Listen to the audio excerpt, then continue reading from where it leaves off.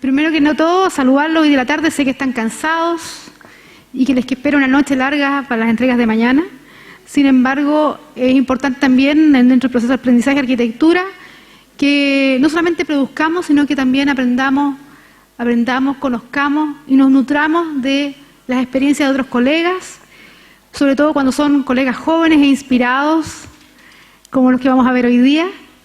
Así que los voy a dejar con Paulina, quien va a hacer la presentación de los socios de la oficina Albano y Riquelme. Muchas gracias.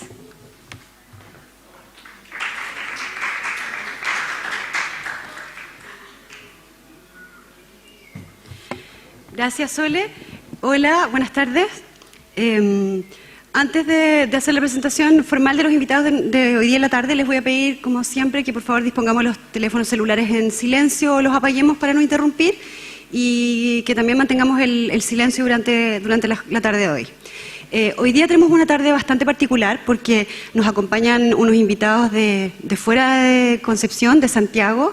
Es un estudio bastante joven en su trayectoria y conformado también por gente joven. Se trata del estudio Albano y Riquelme, conformado por los arquitectos de la Católica, de la Universidad Católica de Chile en Santiago, Renzo Albano y Pablo Riquelme.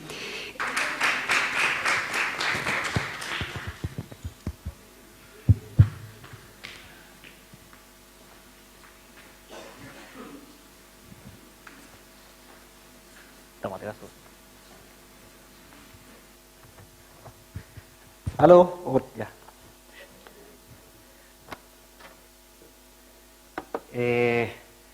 Lo primero, agradecerle la invitación. Estamos bien contentos de poder participar de este ciclo que encontramos que es una excelente idea. Ojalá a nosotros nos hubiera tocado una experiencia parecida en donde pudiéramos tener, acompañándonos en la carrera, una cantidad de visiones, a lo mejor bastante resumidas y comprimidas, y la idea como de ver muchas charlas a lo largo de la carrera nos parece de por sí muy interesante. Vamos a dividir la exposición en dos partes. La primera tiene que ver con el contexto que le llamamos repertorio un poco, todo lo que circula alrededor de esta palabra autogestión. Y otra segunda parte, que la idea es mostrar una cantidad de proyectos y concentrarse básicamente en todos los procesos de reflexión anteriores a la producción de la obra, en donde fijar la mirada, por así decirlo, en relación a este contexto bastante amplio. Entonces, lo primero, vamos a ver si funciona esto. Ya. Lo primero, en relación al origen etimológico de la palabra autogestión, que tiene que ver con esto, ¿no es cierto?, con la gestión por uno mismo, y entenderla que esto está localizado más o menos desde los años 70 y tiene que ver con una crisis o un cuestionamiento de los esquemas conservadores de distribución de riqueza o sistemas conservadores de la economía del capital, ¿no es cierto? Es la oportunidad que tienen los estudiantes, los trabajadores, los mandos medios, por así decirlo, si uno ve la pirámide de distribución de riqueza, los mandos medios, de poder generar oportunidades a partir de las relaciones sociales. Y eso es algo interesante porque habla de la vinculación de unos con otros, que podría ser mi tío, podría ser alguien que me pudiera dar trabajo, etcétera. Como uno arma esa malla de contacto y que hoy día una oficina es bastante más ágil que una gran empresa, por así decirlo, ¿no es cierto? Entonces, en relación a esto, aparece la pregunta, ¿dónde es posible actuar o operar desde la autogestión? ¿Cómo se vincula esto con nuestra disciplina? ¿Dónde están las oportunidades de trabajo, entre comillas, acá, ¿no es cierto? Y para esto, como les hablábamos, es importante entender el contexto inmediato. Bueno, si queremos hacer algo, ¿dónde lo hacemos y bajo qué leyes, bajo qué condiciones? Entonces, la idea es dar un panorama global para que podamos entender, por una parte, de manera bien resumida, quiénes somos, qué podríamos ofrecer. Existe un mercado local que podría diferenciar una realidad local, por ejemplo, Concepción, Santiago, son distintos de abordar. ¿Y cómo es posible caracterizarlo? Entonces, no es posible hablar de esto sin entender este concepto como del fin de la modernidad y el posmodernismo, por otro lado. Que uno lo asocia en general con un tema vinculado a la arquitectura y tiene como unas imágenes, no sé, de Venturi, posmoderno, del edificio del Hyatt posmoderno. Pero es una situación bastante más amplia, tiene que ver con que hoy, y esto es una manera de ver las cosas porque hay un montón de formas de verlo, pero hoy estamos en el vértice, o se podría hablar que después de una cantidad de sucesos vinculados más o menos en esas fechas, años 70, 80, la modernidad se acabó y empezó este otro concepto que tiene que ver con la posmodernidad. Entonces, ¿cómo poder entenderlo? Y nosotros escuchamos de manera recurrente que la juventud de alguna manera no está atenta o no le interesa la política, no le interesa de alguna manera los grandes temas, de que cuestionan un poco la disciplina impuesta por los padres. Estamos en una era que es distinta y que tiene mucho que ver con el fin de la Guerra Fría, por ejemplo, o con la caída del muro de Berlín, como hechos decisivos en la transformación como de la historia, ¿no es cierto? De esto, el cambio de paradigma pasa de ser un paradigma de producción a un paradigma de globalización como concepto. Entonces es interesante entender que un poco estos dos hechos marcan nuestras vidas sin quererlo, porque pasan en un lugar totalmente distinto. Pero uno puede hablar de ciertos fenómenos muy claros y que se los queríamos leer rápidamente, que tienen que ver con la caracterización de esta posmodernidad, ¿no es cierto? En contraposición con la modernidad, la posmodernidad es la época del desencanto. Se renuncia a las utopías y a la idea de progreso. Se produce un cambio en el orden económico capitalista, pasando de una economía de producción hacia una economía de consumo. Desaparecen las grandes figuras carismáticas, Ronald Reagan en este caso, Gorbachev, y aparecen una serie de nuevos ídolos más novedosos, mucho más atractivos, más buenos mozos, sin lugar a dudas. Los medios masivos y la industria del consumo masivo se convierten en centros de poder, deja de importar el contenido del mensaje, que es un poco esta imagen que estamos representando acá, que combina la suástica con el símbolo del comunismo. Se desacraliza la política, se desmitifican los líderes. Y hablamos un poco también de esto, ¿no es cierto?, como fenómeno que nos tocó muy de cerca. Casi ese es nuestro presidente y es una figura que viene desde los medios, construida a partir de los medios y acompañado por una persona emblemática desde los medios también. Entonces se rinde culto al cuerpo y a la liberación personal, hay una pérdida de fe en el poder público, una despreocupación ante la justicia, una desaparición de los idealismos, una desaparición de la valoración del esfuerzo. Aparecen grandes cambios en torno a las distintas religiones y las personas aprenden a compartir la diversión vía Internet. Muere la literatura fantástica, la ciencia ficción escrita es un género en desaparición. ¿Y qué pasa con esto también? Y aquí hay una diferencia a lo mejor entre Santiago, yo lo he conversado hoy día con la Paulina, entre Santiago y Concepción, que a nosotros, por lo menos en lo personal, y creo, el tema del terremoto como dejó de ser tema, en un plazo de menos de 100 días. O sea, en las noticias ya no pasan noticias del terremoto, y hemos pasado de este mensaje tan potente que nos sacudió a todos a que tiene que ver con Levantemos Chile como eslogan país, a este otro Apoyemos la Roja, por ejemplo. Y de esto es lo que estamos preocupados hoy día. Y esto básicamente porque todo se transmite a través del diario Las Noticias y las marcas, Copec apoya, Arauco apoya. Arauco probablemente está apoyando ahora La Roja y no. Lo digo en un sentido exagerado, figurado, para que se entienda la idea, ¿no es cierto? Entonces podríamos comparar, hacer como un contrapunto cuáles son figuras emblemáticas que representan estos dos mundos, y podríamos hablar de Rockefeller, por una parte, un ser moderno, versus Bill Gates, que son dos personas inmensamente ricas que se construyeron desde sí mismas. Hay una cosa de la meritocracia en los dos casos. Uno extrayendo petróleo, el otro construyendo eso que es llamado la globalización. Y Rockefeller lo que hace es que perpetúa su legado en un gran edificio. En cambio Bill Gates se deshace de su fortuna o de gran parte de su fortuna y pasa una nueva vida y puede entender como que fue algo que le pasó simplemente. Hablamos como del estado de la riqueza en una cosa gaseosa. Rico MacPato con su bóveda llena de oro y todo es un ser moderno. Y por otro lado, estas grandes cantidades de plata en una cuenta corriente que uno no ve circular la plata, bueno, eso es modernismo. Entonces, pasa algo también con nuestra diferencia de generación, porque hay algo muy violento entre nuestros padres y nosotros.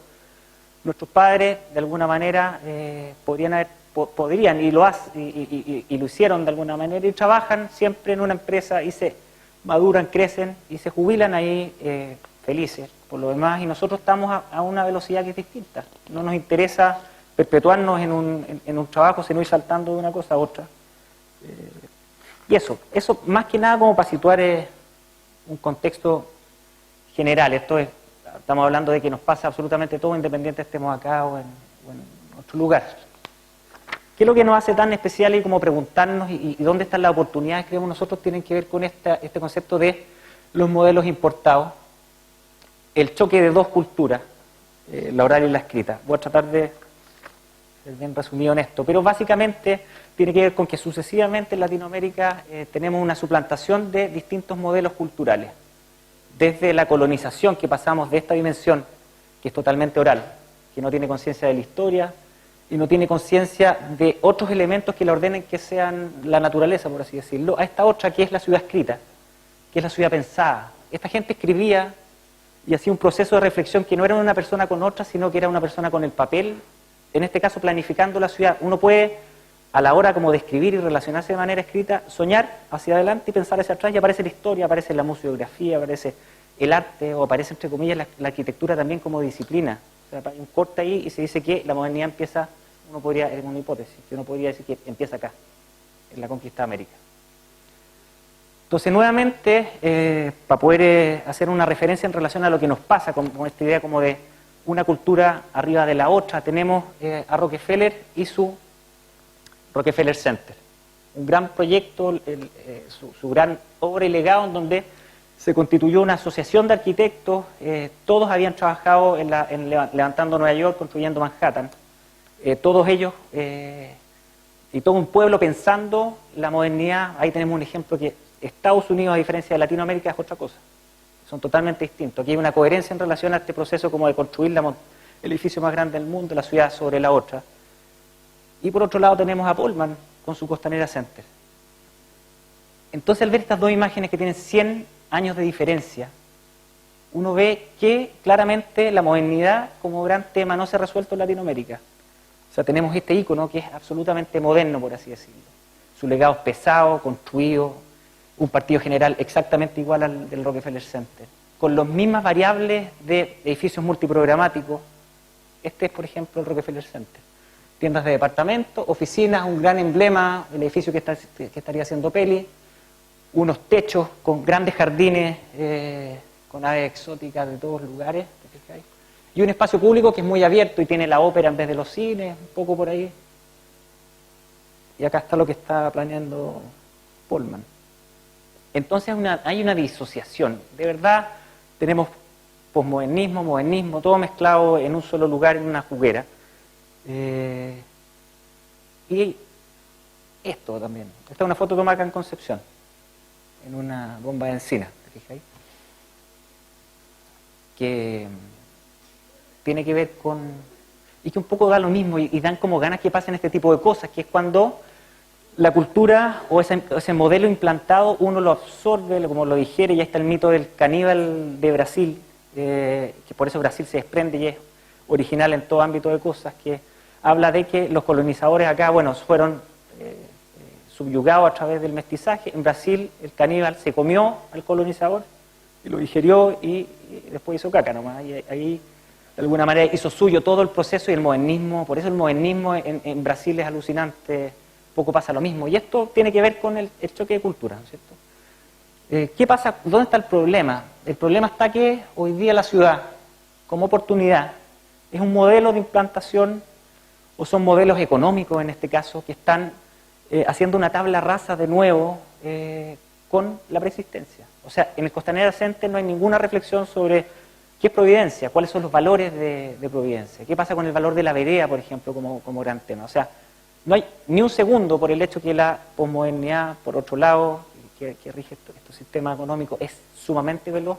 No hay oportunidad alguna de pensar sobre qué estamos haciendo. Y esto, un edificio detrás de otro, uno peor que el otro, arquitectura anónima, deshumanización, puros conceptos ahí asociados a todo este tema. Entonces aquí está la oportunidad, o sea, la oportunidad está en esto. De alguna manera, nosotros, como parte de las disciplinas relativas a la cultura, al arte, somos el marco de referencia o el contrapeso de este desequilibrio que estamos sufriendo. O sea, estamos en un grado de tecnificación altísimo y por otro lado, el hombre deshumanizado, ¿no es cierto? Y que la única manera de volverse a conectar tiene que ver con el ejercicio de volver a conversar, reflexionar, volver a pensar desde las artes. O sea, las artes siempre ha sido ese contrapunto, la idea como de la dimensión poética del hombre, ¿no es cierto? Nosotros tenemos eso que ofrecer. Y por ser la disciplina que está más cercana a la economía, todo lo que podamos proponer que tenga algo de reflexión puede tener un retorno inmediato en relación a eso. Entonces, en relación a esos parámetros queríamos mostrarles hartos proyectos y que queríamos detenernos básicamente en la explicación, bueno, ¿cuál es esa que en el caso de Costanera Center hace tabla rasa? En general todos hacen una tabla rasa y parten de cero. ¿De qué uno se agarra a la hora de hacer un proyecto? ¿Y cuáles son los temas que uno puede abordar en distintas escalas? Y que de alguna manera tiene que ver con que hoy día todo el continuo laboral está más asociado a la idea de tramitar cosas, y en esa respuesta hay poco espacio para la crítica, la reflexión y ese pensamiento. Y la idea es mostrarle a ustedes en dónde nosotros hemos hecho ciertas detenciones en un número de proyectos. Hace un par de años nos encargaron hacer una sala de control en un parque eólico, y básicamente la imagen del territorio en el parque eólico, o lo significativo sobre la presencia de los aerogeneradores, en una superficie que es muy grande. Entonces la construcción de un edificio que tenía 100 metros cuadrados parecía algo bastante insignificante.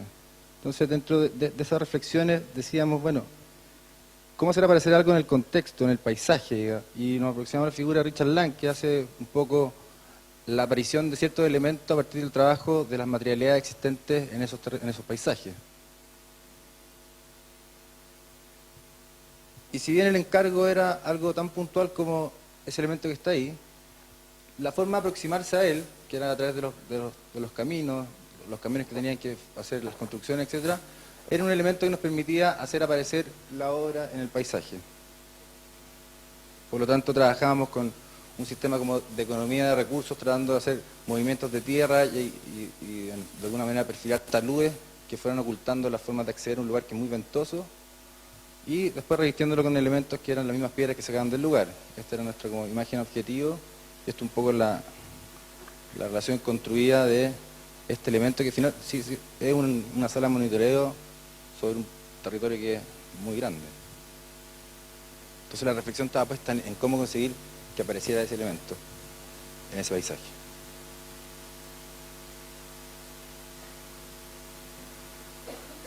Otro proyecto en esa misma búsqueda de cómo hacer el vínculo con el terreno, es una casa que está en la playa, y en el fondo las características del terreno era que la pendiente era muy exagerada. Por lo tanto, la aparición de cómo soportar niveles horizontales y la aparición de los muros de contención pasaba a ser un tema relevante en esa textura del lugar.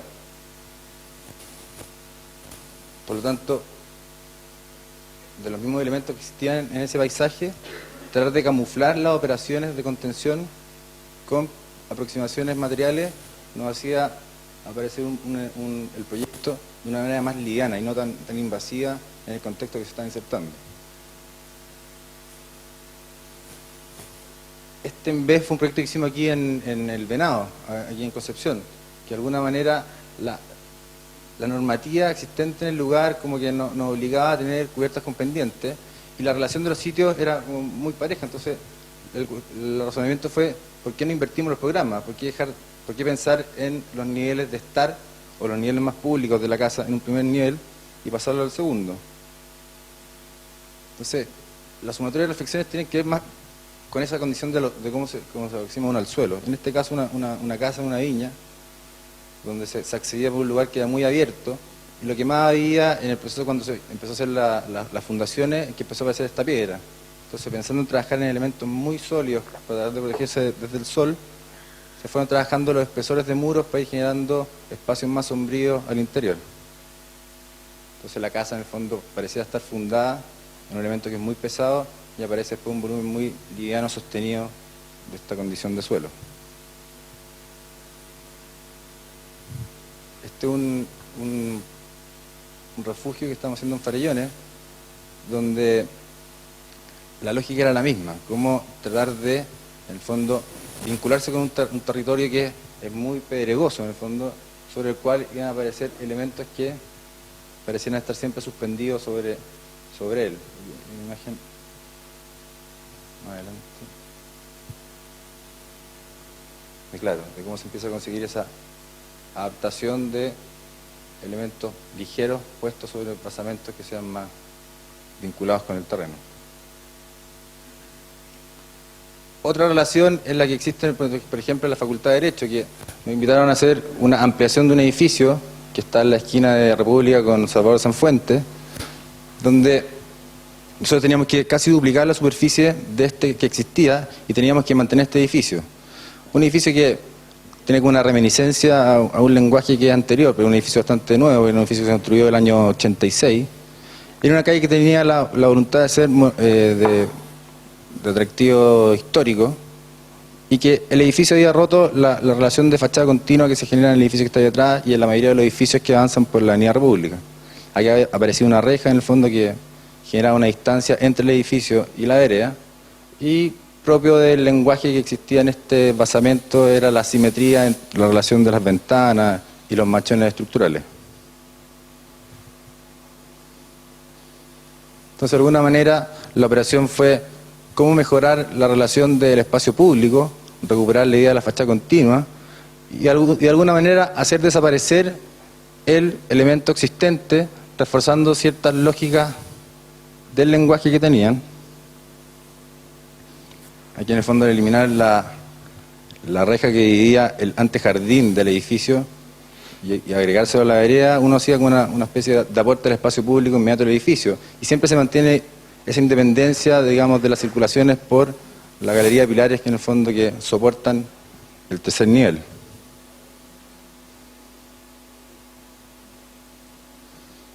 Y un poco aprovechándose, digamos, de esa simetría, tratar de reforzar el lenguaje de cómo este basamento sostenía en el fondo al nuevo edificio. Esta parte del edificio es una parte que es nueva, entonces de alguna manera como el esfuerzo también tenía que ver en cómo con esta operación uno seguía entendiendo esto en la primera mirada como si fuera un edificio que siempre hubiese estado ahí y no hay uno que se pegoteó sobre otro.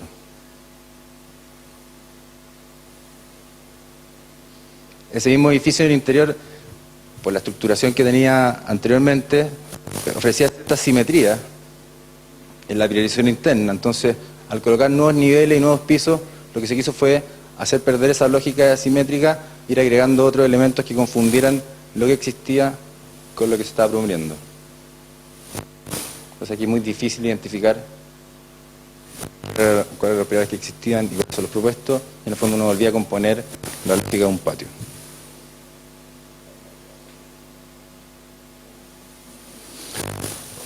Otro proyecto que está en la reserva, que es un conjunto, un SODUC que está cerca de Santiago, que son sitios que en general tienen alrededor de 1000 metros cuadrados y donde se han ido trasladando matrimonios bastante jóvenes.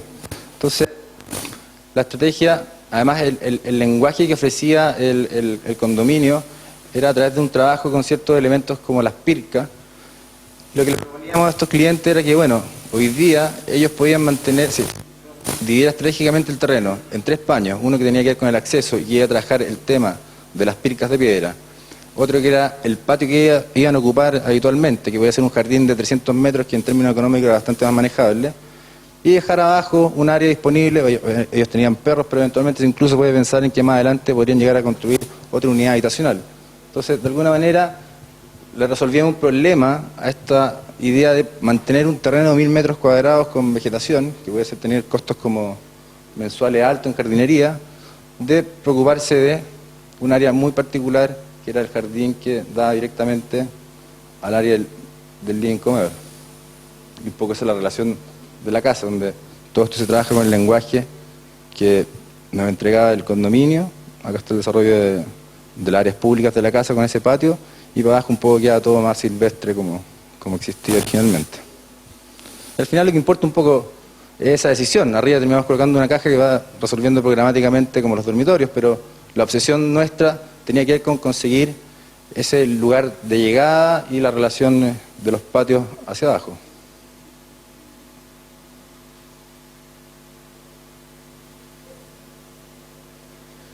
Ese mismo condominio después nos dio la posibilidad de, a través de un concurso, ir desarrollando como un lenguaje de cómo ir mostrando este límite, digamos, que en un paisaje que es bastante abierto. Y ahí apareció algo interesante, porque en el fondo esa casa, como nos preocupamos tanto de la reja, nos encargaron hacer los muros del loteo. O sea, como que era una relación directa entre esas dos cosas. Y al final, claro, el trabajo tenía que ver con cómo un parque que se extiende hacia arriba, digamos, era contenido en este umbral y pórticos de acceso, que además visten como y le dan cierta seguridad y como varios fenómenos asociados a la localización y la presencia de este condominio en el contexto inmediato. Claro, está la idea también de cómo ir colocando piezas en un territorio que es bastante grande, digamos, para ir de alguna manera haciendo como reconocibles las operaciones de estar o vinculadas con el parque.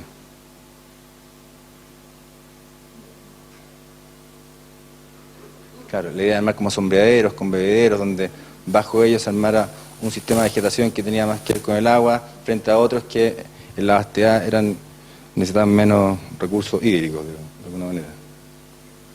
Y son como puros esquemas que van hablando como de esa aproximación de la idea del parrón, digamos, a la de los sombreaderos, incluso pensar en otras unidades de infraestructura que fueran paraderos vinculados con el condominio. Un poco la idea de cómo construir ese espacio que queda bajo una estructura, digamos.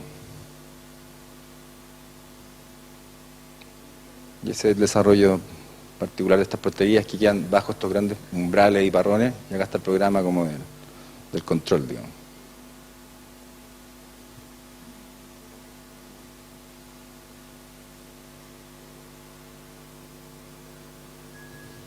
Otro concurso que es un concurso para un colegio, que es el Colegio del Santiago College, que de alguna manera, de nuevo, en un gran terreno que está en la dehesa, y dado el programa que existía, era cómo hacer una identificación de ciertos patios programáticos que iban definiendo los distintos niveles de desarrollo del colegio, así como de actividades puntuales como biblioteca, comedores.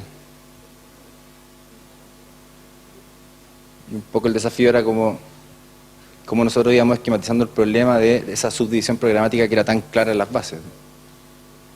Y eso lo fundíamos con la idea de hacer patios que tuvieran la ambivalencia de ser usados desde un nivel, usados por niveles inferiores, generaran cubierta.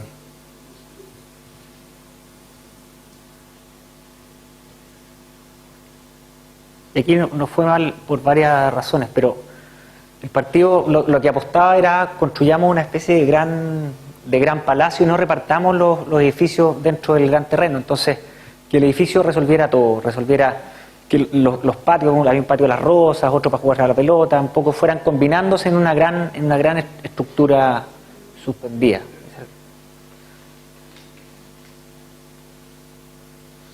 Este otro concurso que era para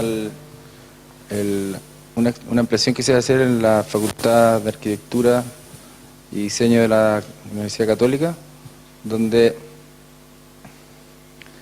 esto está emplazado en Pedro Valdivia Norte.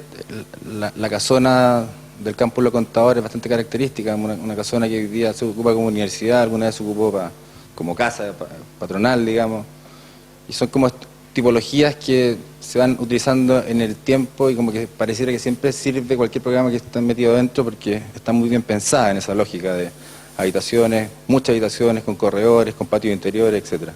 Bueno, la cosa es que el contexto de este lugar donde además que la universidad se ha ido como apropiando de todas las casas que están a su alrededor y en el fondo entregaba un paño para hacer un nuevo edificio que incrementaba considerablemente la cantidad de metros cuadrados de los edificios existentes. Por lo tanto, esa discusión tenía además que ver cómo contextualizar esta nueva propuesta con las viviendas vecinas. Entonces, si bien hay un desarrollo de una temática que es bastante compleja en términos programáticos, el interés del proyecto estaba como en esta escala, como que el edificio nuevo se volviera a relacionar con el contexto inmediato. O sea, en esta calle de acá hay puras viviendas, puras casas. Entonces lo que nos interesaba a nosotros, por sobre todas las cosas, era que esa relación se mantuviera como haciendo un edificio institucional, tuviera la apariencia de ser un conjunto de casas y no romper el equilibrio que hay como en la unidad del barrio. Tampoco nos fue bien. Es un proyecto que está construyendo Sebastián Irarrázaval, como en madera laminada.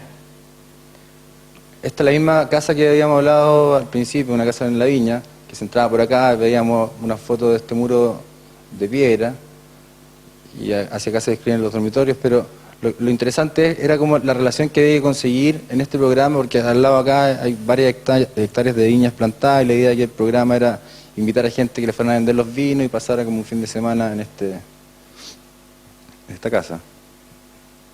Entonces, teníamos que trabajar esa primera relación con el suelo y la segunda, la transparencia con las vistas lejanas que le interesaban a los clientes y un poco la sumatoria de cuáles son o cómo se integra todo el espacio exterior al interior de la casa. Entonces hay un trabajo ahí de ir desplazando paneles para que los espacios que son interiores se vean como espacios exteriores y viceversa. Esto es un poco una foto desde el living y pareciera siempre que el exterior estuviera inundando este espacio interior, así como esas conexiones con recintos exteriores que son otra extensión de los interiores. Lo vimos en esta casa que veíamos en la playa, donde de alguna manera, lo que se quería, acá está el mar, digamos, lo que se quería era sentir que esos espacios que son interiores, digamos, tuvieran esa como condición de ser terrazas también, digamos, a través del movimiento de los elementos de ventana. De esa misma reflexión de la casona del Campo Lo Contador, nos tocó un encargo de una casa en Rapel. Entonces, lo interesante era cómo hacer una casa en el lago donde uno pudiera, de alguna manera, armar recintos que siempre tuvieran la posibilidad de salir a patios cubiertos. Rapel es un lugar que es bastante caluroso.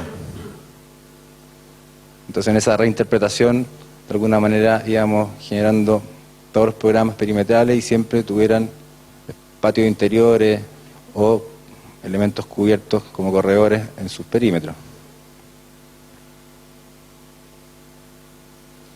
Y al final un poco toda esta descripción del proyecto tiene que ver con dónde nosotros ponemos como el énfasis en cada una de las propuestas. O sea, uno termina desarrollando las cosas en esa descripción programática, pero al menos las motivaciones de los proyectos siempre tienen como un punto de entrada, y en los que hemos descrito han sido eso y no otros, digamos. Y queríamos, a ver, para irlas pasando, quedarnos un poquito más en profundidad en un par de proyectos que hemos terminado hace poco. Este es un estudio de fotos y hablamos acá de un tema directamente relacionado con ese contexto inmediato que nos interesaba. Era una reutilización de una casa en un barrio en Ñuñoa y para transformarla en un estudio de fotos. Ahora, ¿cuál es la relación entre una casa y un estudio de fotos? ¿Qué cosas se pueden hacer? Una que, claro, es una casa que por los chicas tenía un 100% ocupación de suelo, habían construido todo, no tenía patio y era una unidad totalmente cerrada que no hacía sentido con lo que íbamos a desarrollar después. Entonces, por los requerimientos del estudio de foto, que uno básicamente tiene que demoler absolutamente todo, nos interesó bastante la idea de recoger esa demolición o ese registro de esa preexistencia de esa casa. Aquí se ve lo construida que estaba, y lo construido que está en general toda la manzana. Este tema como de la ampliación como lógica para recibir a familiares enfermos, viejitos, etcétera. Entonces, de la casa, ¿qué nos íbamos a encontrar a partir de la demolición? Los núcleos húmedos como tema, registros en los muros, en el suelo, y, claro, la envolvente, la cáscara. Entonces, pensamos en esta idea como de la caja de zapatos. La casa se ve exactamente igual hoy día por fuera, es esta la casa. Y que pareciera esto nos interesó harto.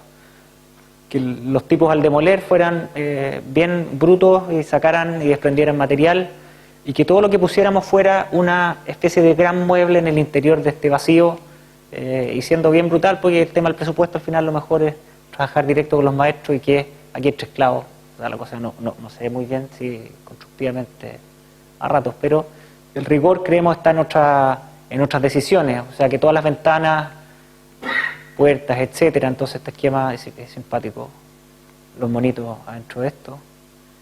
Y inventar o pensar de que la cubierta era un mueble más, de reflexionar sobre la calidad, a lo mejor de que, independiente esto es un gran espacio, uno pudiera ir armando zonas, comedor, living, espacio para el auto, y que cada uno de ellos tuviera alguna relación.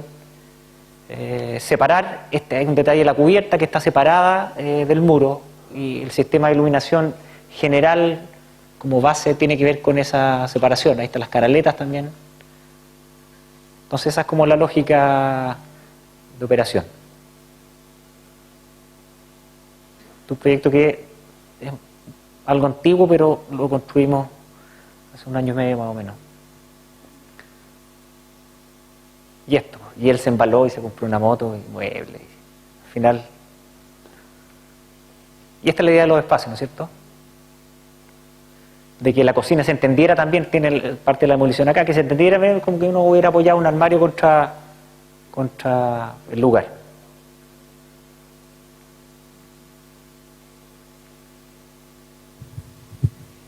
Esto es el edificio de la Leucana de Talca. Que aquí la estrategia tuvo que ver con... O sea, el encargo es hacer un edificio que se había quemado y tenían que resolver inmediatamente 4.000 metros cuadrados en una calle que es bien característica en Talca, que está a una cuadra de la plaza, que es 2 Norte, que tiene unas palmeras y que sufre... O sea, tiene como un ensanchamiento en el espesor de su vereda. En general las calles son bastante... Las veredas son bastante estrechas, digamos. Y acá tiene un ensanchamiento que permite que aparezcan como una palmera, por lo tanto es característica. Pero lo más importante de eso era pensar que nuestro edificio iba a ser el primero que iba a tomar como el nuevo lenguaje de toda esta fachada, o sea, de toda esta calle, porque acá hay una casa patronal que tiene un piso que mantiene la fachada continua, acá había la casa que se demolió también tenía fachada continua, que tenía bastante agregados hacia atrás, y las casas vecinas también. Entonces, la normativa nos permitía hacer un edificio que fuera aislado, o sea, nos separábamos de todos los perímetros, podíamos haber levantado aquí un edificio alto, o tomar la decisión de mantener esa fachada continua. Entonces, en esa decisión, esa es como la calle, las características del terreno, teníamos que agrupar una cantidad bastante importante de programas. O sea, el edificio es no solamente de atención de oficina, sino que hay un área que tiene de la tercera edad, hay otra área que es de salud, hay otra área que es de instituto profesional, hay otra área que es de eventos. Entonces, un edificio que además tiene en ese multiprograma independencia programática. Entonces, ya en la agrupación aparecía como cierta dificultad para entender cómo generar la independencia. Entonces, si bien esto era lo que nos permitía la normativa, el interés era como el de no romper lo atractivo que se generaba en esa fachada continua de esa calle, dado que el ancho era mayor.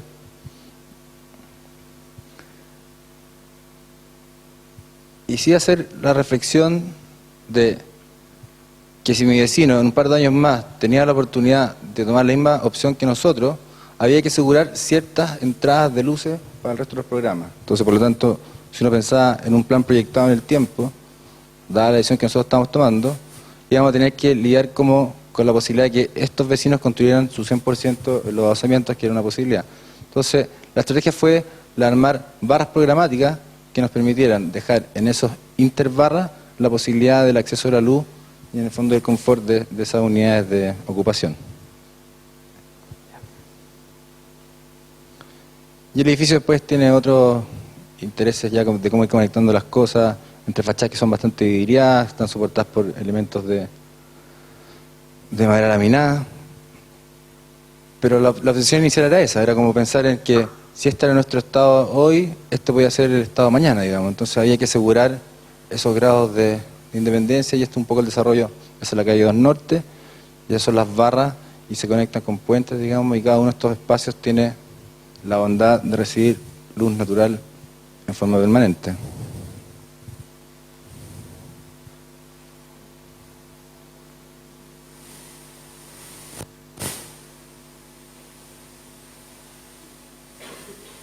un poco una vista desde aquí que atraviesa todo el edificio. Entonces uno efectivamente asegura esa condición que nosotros buscábamos inicialmente.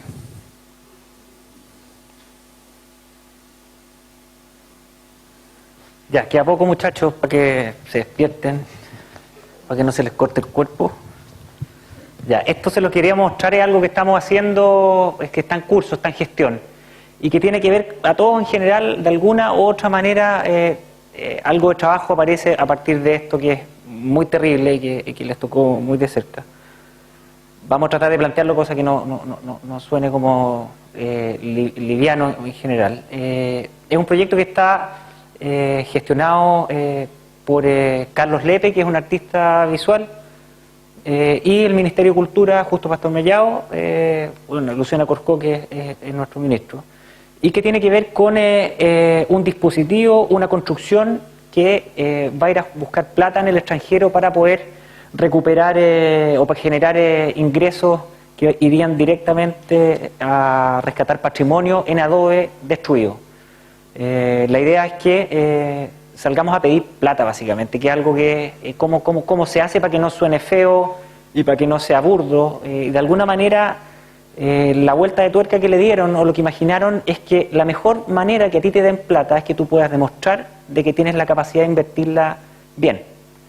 O sea, que salga de alguna manera, que sea la cultura la que va a poner la mano y no sea un empresario, no sé, porque al final va por ahí la cosa y tiene que ver con hacer viajar una cantidad de obras y vinculadas de distintas maneras. Ese sería como el contenido de lo que estaría presente. Una de las cosas que viajaría, no teníamos una mejor foto de esto, es un cuadro de mata hecho en una arpillera chicoteada con barro, uno de los únicos cuadros de mata matéricos de cierta forma. Es como un telón y que tiene una crucifixión, curiosamente, como una gente muy dolida. Se llama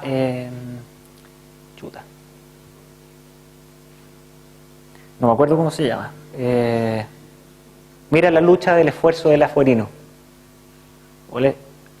Eso. Y otra que es hacer un circo, como que esta es una obra de Carlos Lepe, que es una idea que rayó, que es la idea de hacer como un circo pobre, de alguna manera mostrar esta cosa. Es una cita al arte pobre esta, fondo, y que tiene que ver con montar una especie de cine de salitrera abandonada, una cosa como bien terrible, y que nosotros montemos toda esta cosa en una carpa. Y se pusieron en contacto con nosotros para que hiciéramos la carpa, básicamente. Entonces, bueno, ¿cómo hacís una carpa para este contenido que por una parte tiene versos de Gabriela Mistral, un gran mural cine de Carlos Lepe, etcétera? Y estuvimos dándole vuelta, imaginamos que, bueno, que a lo mejor no armábamos la carpa como un gran paño que se pone sobre una mesa, sino que pensáramos en plano. Y en relación, y ahí viene un poco la idea de inspirarse en las casas de naipe, que tienen esa cosa como del equilibrio precario, y que nosotros entremos a este edificio, a esta carpa, por el desaplome como de su estructura. Pensar en esa escena bien macabra, como de entrar a la casa por el lugar que no es la puerta, porque esto no tiene nada de puerta, es una especie de grieta, y que se comportara el edificio o tuviera una cierta reminiscencia a cómo se comportó la adobe que se abrió en la esquina, ¿no es cierto? Teníamos todo este edificio hinchado y asentado, una construcción en base a plano, que no transmitiera ninguna otra información y que tuviera estos elementos en una especie de gran vacío, que nosotros pudiéramos dar cuenta de porque la idea es instalarlo en 9 capitales en Europa. Instalar este elemento en algunos lugares, espacios públicos, cosa que el tema del pavimento fuera el pavimento de la calle. Entonces, en esto estamos. Ahí está el dispositivo aquí también para poder instalar el cuadro de mata, el telón poera, el cine, la grieta por donde uno entra. Esto que yo nunca entendí muy bien qué lo que era, pero a Carlos Lepe le gustaba esta cosa del elemento erótico que uno pudiera tocar, el material. No sé. ¿Conocen a Carlos Lepe ustedes o no? Él es una de las yeguas del Apocalipsis performance, ¿no? Es yegua igual. Sí. Genial. Yo siempre le decía que era una yegua y me decía. perfecto. Ya, mira qué error, porque lo conocemos ahí, Primera línea. bien cercano. ¿Ah? Ya, pues lo hemos conversado. Yo pensé que se lo había escuchado a él también. Sí, pues. Sí, sí. No, soy una yegua del apocalipsis, nos dijo. A mí me decía, yo soy la yegua. Ah, ok. Ya. Bueno, ahí está la confusión. Entonces la idea es que este elemento además lleve su propio generador, cosa que no pidamos nada más que plata. Que el generador esté prendido ahí, no pidamos luz, nada. Bueno, ahí este es un poco el despiece de cómo tenemos concebida la estructura en base a planos, revestidos en algún material impermeable, y esta sería como la apariencia más o menos final. Ahora esto está en curso y no sabemos cómo irá la cosa. Y esto sí que es para terminar. En relación a lo que hablábamos al principio y de los desafíos como que uno trata de proyectar en esos espacios de crítica, es cuando uno hace las lecturas de lo que es en general el mercado inmobiliario. Ándate una para atrás, porque probablemente la imagen de Paz Freudmech como empresa y la cantidad de proyectos que tiene en desarrollo y en venta es esta, digamos. Quizás sea la producción en un año, en un sistema desde que se hace la compra del terreno y se termina de construir, pasará 1 año y medio, digamos. Y la producción es sistémica, donde se revienta la cantidad de metros cuadrados disponibles por terreno, y al final es una transmisión de puros datos, en el fondo, que están regulados por un mercado que es absolutamente jerarquizado y estandarizado. Entonces, que uno logre entrar en esa dinámica, o que el señor Freudmech nos venga a cargar un edificio de yo creo que nosotros no tenemos muchas opciones, digamos, porque no tenemos ni siquiera las competencias, no nos manejamos ni con la velocidad, probablemente seamos más críticos, nuestras especificaciones no satisfagan su unidad económica. Entonces, ¿cómo uno se mete en el mercado inmobiliario? Y nos apareció una oportunidad asociada a una inmobiliaria que no quiere parecerse al señor Freudmech, quiere ganar la misma cantidad de lucas también, pero no se quiere parecer en ese producto porque no puede entrar a competir con ellos. Son una máquina muy grande y lleva mucho tiempo en ese sistema. Entonces, nos invita a proyectar y a pensar en programas que sean más de nicho. O sea, que vayamos a buscar programas más específicos, que no estén ofrecidos en el mercado. Que pareciera de repente ser una torpeza. Cuando uno proyecta un edificio de oficina, idealmente en una planta de 1000 metros cuadrados resuelva un núcleo de ascensores en el centro, y esa planta se puede dividir en 4 unidades de 250 metros, y eso, en términos como de densidad y de rentabilidad en un terreno, es lo mejor. Sin embargo, nos invitan a hacer esto en un terreno que tenía bastantes restricciones normativas, donde lo que conseguíamos finalmente... ¿Tiene el puntero o lo marcáis tú ahí mismo?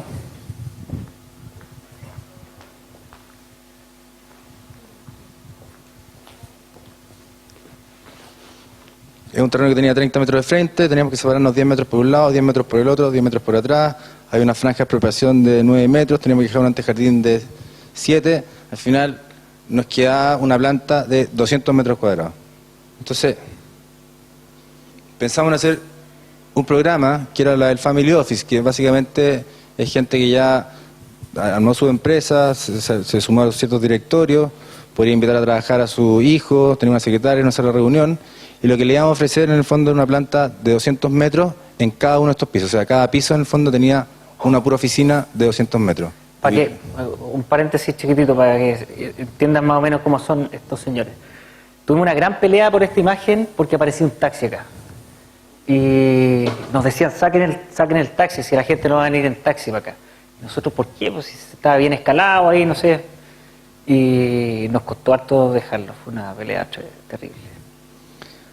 O sea, claro, la crítica es que en el fondo, independiente que uno vaya poniendo como cierto cariño, en términos formales tampoco es tener en cuenta. O sea, uno se empieza a entusiasmar con que los vidrios sean chuecos, para que el lenguaje deje de ser tan caja como todo el resto de los edificios. Sin embargo, lo que le preocupa al gallo en el fondo es que lo que tú estás transmitiendo con la imagen del producto que estás ofreciendo. Entonces, por eso, claro, que apareciera un taxi ahí era bastante relevante, porque le bajaba el pelo a las potencialidades de un edificio que está ubicado en Vitacura, que es una calle que tiene mucho valor comercial, etcétera.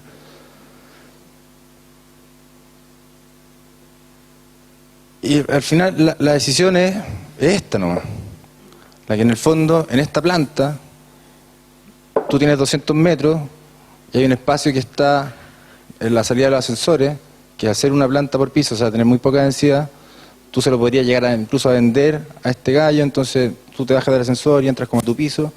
Y esa es como la jugada programática que sustenta la posibilidad de que nosotros nos metamos a desarrollar un producto inmobiliario. Ahora, nosotros nos demoramos 2 años en hacer esto, señor Pafrovich puede haber hecho 25 edificios, Sí. pero al inmobiliario le interesa que el producto que generamos con él es una cosa que no existe y afortunadamente vendió el edificio entero y nosotros ni siquiera hemos aprobado el anteproyecto, así que la chuntamos.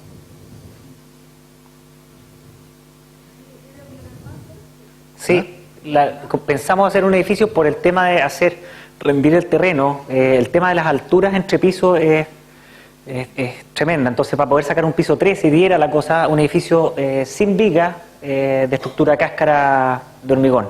Cuando toda la estructura es perimetral y no hay viga. Bueno, eso Ahí es está. gracias.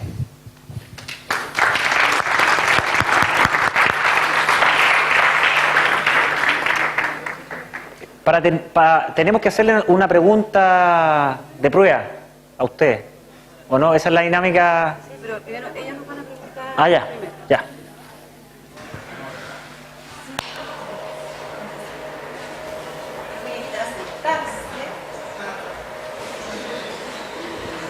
Chuta. Te saco esto. No, 1 hora y cuarto.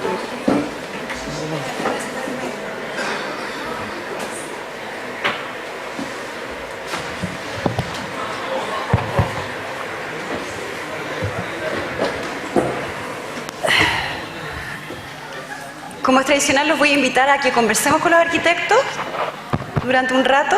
¿Alguien tiene alguna pregunta? Aprovechen. Renzo, Pablo y Pablo se levantaron hoy día muy temprano, a las 6:30 de la mañana, ellos ya estaban... De ayer fuimos a una fiesta, nos acostamos a las Claro, 6. también están trasnochados. A las 9:30 estaban ya aquí en Concepción, han recorrido la ciudad hasta mediodía, viendo en qué condiciones se encuentra, producto del terremoto, y ahora están aquí con ustedes. Entonces yo creo que amerita que por lo menos conversemos con ellos un rato.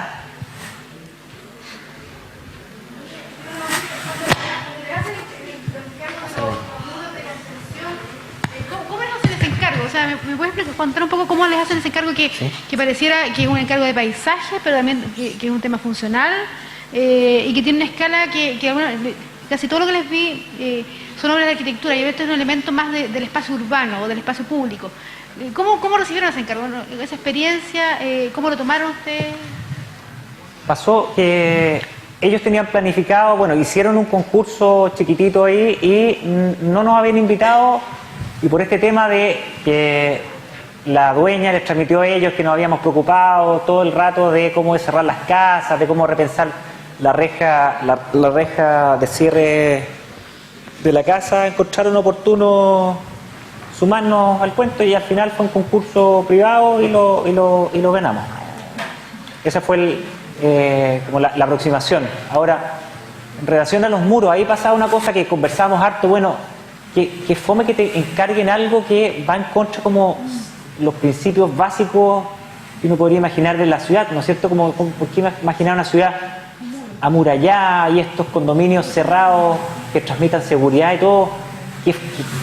Qué malo esto. Entonces, ¿qué hacemos? ¿No lo hacemos o qué? Entonces, lo que pensamos ahí fueron cómo generar ciertas estrategias de permeabilidad en base a durmientes que uno pudiera ir poniendo y sacando, en base a estos muros de piedra que desde el interior pudieran transformarse en especies como de miradores, que ese muro llegara con una cierta distancia de paisajismo a las veredas, hacerlo básicamente lo mejor dentro de ese marco o de la imposición del encargo, porque pensar en no hacer una reja era anularlo todo. Entonces,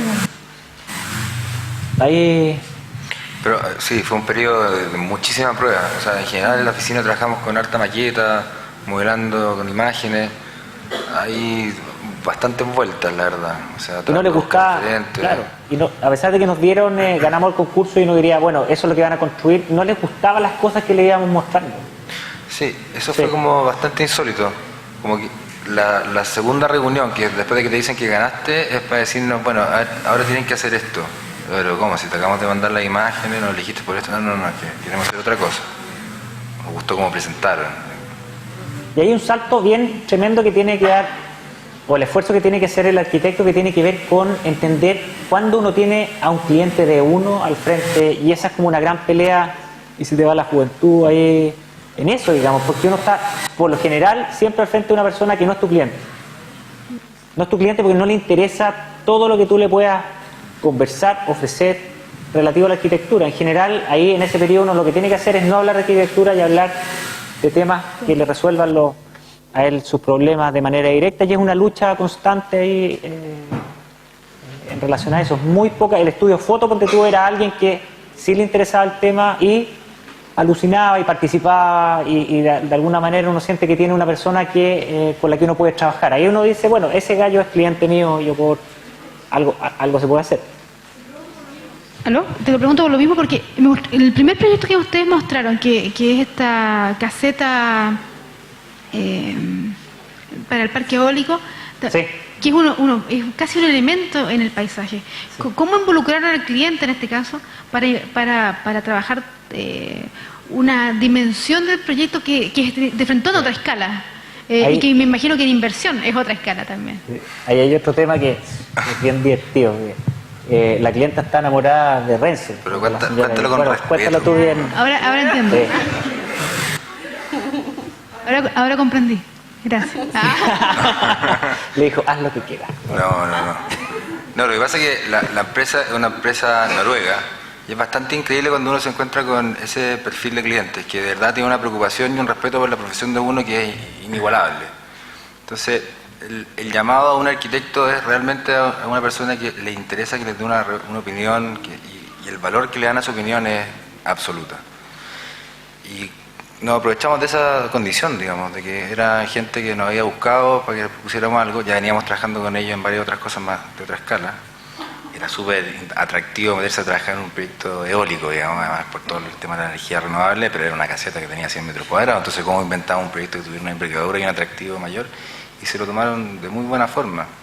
Desafortunadamente, después, por ese mismo esquema de gran empresa, un proyecto nosotros llega como una suerte de arquitectura básica, y después se vende el contrato a una empresa que hace carreteras, que agarra a sus propios especialistas y termina de ejecutar el proyecto a su pinta porque es responsable de él los próximos 10 años. Entonces ahí como que vimos como nuestra maqueta quedó ahí y al final tuvo muy poca participación en el desarrollo mismo. Fueron bastante fieles en algunas cosas, los aspectos más externos, y por dentro se mutiló un poquito. ¿Alguna otra pregunta? Giancarlo. Muy bien, Giancarlo. Bueno, mi consulta es, a su criterio, ¿cuál es la escala mínima o proporción que se puede hacer arquitectura? Y la otra pregunta es, ¿cómo uno puede tratar como arquitecto con personas que de cierta forma tienen el dinero para hacer la arquitectura, pero no saben de arquitectura? Eso. En relación, ¿cuál es esto? En relación a la primera, como ¿cuál es como la mínima operación, o qué cosa uno podría, desde dónde uno podría hablar de que algo es arquitectura o no? Que es como, en general, todo este tema de las barreras entre disciplinas está bien desdibujada. Pero nosotros, bueno, a partir del tema de docencia, que tiene que ver también cuando uno le corrige en un proyecto, bueno, ¿por qué es malo? ¿Por qué este señor me está diciendo que están mal ciertas cosas si estamos hablando como de puros temas objetivos de alguna, o sea, subjetivos? Entonces, hay ciertos principios, o hay un esquema que a mí me hizo mucho sentido, que me lo dibujó una vez Federico Sánchez en una pizarra, y que hablaba de que había descubierto la manera de entender cuándo una cosa era arquitectura y cuándo no era arquitectura. Entonces era una planilla en donde uno tenía que ir poniéndole tic a ciertas variables. Se las podría dibujar, pero voy a tratar de acordarme bien cómo era. Uno tenía que ver con el razonamiento en una primera barra, en donde uno dice, bueno, ¿esta obra tiene o no lugar? La arquitectura es indisociable de un lugar. Entonces, cuando hablamos de un objeto puesto en el paisaje, una cosa como un contenedor puesto en un paisaje, si no tiene una reflexión de contexto, de lugar, que puede tener que ver con ciertas realidades culturales, socioeconómicas, geográficas o del lugar mismo que uno dice topografía, etcétera, está o cae dentro de otros ámbitos. Está periférica a la... O sea, ¿quieres decir de cierta forma que lo vernacular es No, inherente a la porque arquitectura? Lo que pasa es que lo vernacular no cumple con otras condiciones de este cuadro. La segunda es que esa obra sea o tenga acierto o toque temas tecno-historicistas. Eso quiere decir de que sea una arquitectura hecha hoy con los problemas de hoy. Entonces uno podría tener una casa Georgian que hubiera tomado un partido de escalonarse en un terreno, hacer ciertas operaciones que inspiraran su forma, pero a la hora de trabajar la dimensión material, la dimensión de pertinencia histórica, esa obra podría de alguna manera tener una cruz dentro de ese tema. Por otro lado, hay otra barra que habla de la forma, de la función, etcétera. Entonces, cuando una cosa cae dentro de la arquitectura, yo creo que es una pregunta como bien difícil. Hay muy pocos proyectos que toquen esa dimensión y uno siempre dice, bueno, en Santiago hay 4, a la arena le encanta eso, como en Chile hay 4 obras de arquitectura. El resto es construcción o diseño.